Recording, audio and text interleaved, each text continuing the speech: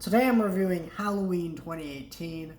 I reviewed the original Halloween last year, actually during Halloween season. And, I've never seen Halloween 2018. I haven't seen any of the Halloween sequels, honestly. I need to watch all of them eventually. But I want to watch Halloween 2018 because the sequel, Halloween Kills, just put out a trailer. And I gotta say, holy shit, that looks phenomenal. And I can not wait. Like, damn. Yeah, this movie. Let's start with my first criticism. This is a criticism a lot of people have with this movie, the title. So this is not a remake of Halloween at all. It's not. It's a sequel to Halloween. In fact, when this movie was coming out, I didn't go see it.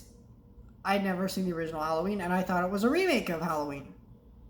Well, guess what? It wasn't. It's a sequel. So basically, in the 70s, not in the 70s, in the 80s, they were making sequels to Halloween. There was Halloween 2. A lot of them didn't work, and so they declared a lot of them not canon. And then later in the early 2000s, Rob Zombie did a remake, and there was that was kind of Halloween for a while. And then that died. And so this movie came along and was supposed to be like a soft reboot where the original movie is canon to this movie. This movie exists in the same universe as the first movie. But all the other Halloween sequels are obsolete. So this is actually Halloween 2, but instead of calling it Halloween 2, because there's a movie already titled Halloween 2, they just call it Halloween. And that is awful because it makes... How do you distinguish this movie from the first movie?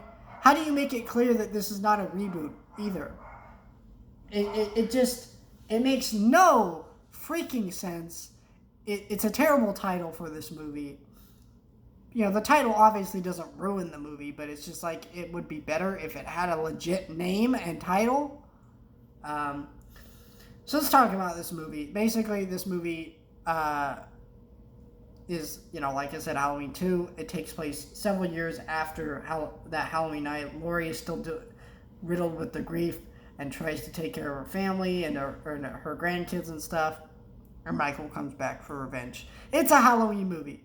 This movie is exactly what you expect, which I think is what makes it unfortunate, is because I expect everything. Everything happens the way I expect, and there was no legit scary moments at all during this movie. And the worst scenes in this movie were the ones where they recreate shots or sequences exactly from the original.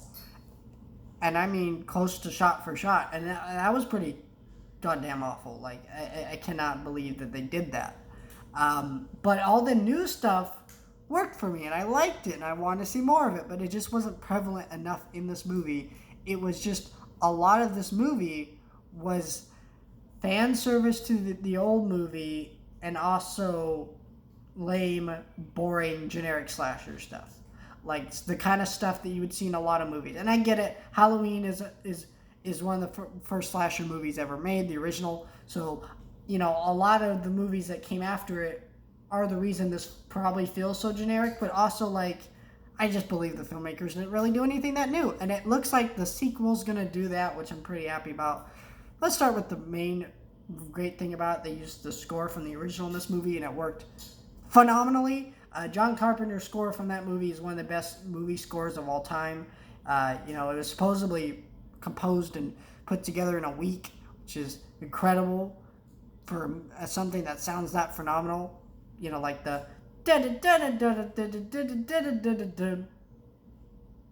the da-dun, da-dun, bum, da-dun. That kind of stuff. I don't know. I want to play it, but I can't for copyright reasons. But really great stuff. You can look up the Halloween score on YouTube, and you should listen to that. It's great. But, like, it's just so good. It's just so good, and so I'm glad they reused that. Jamie Lee Curtis is great in everything, but she's really phenomenal. I think she gives one of her best performances of her career within this movie.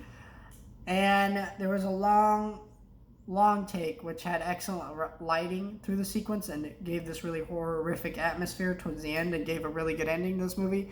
But for the most part, this movie was just a mediocre Halloween slasher movie that didn't really add much to the franchise. But it seems like the sequel, Halloween Kills, is going to be able to add more to this series. And I'm very happy about that because I love Halloween. It's my favorite horror movie ever made. And I want to see a really good sequel to it.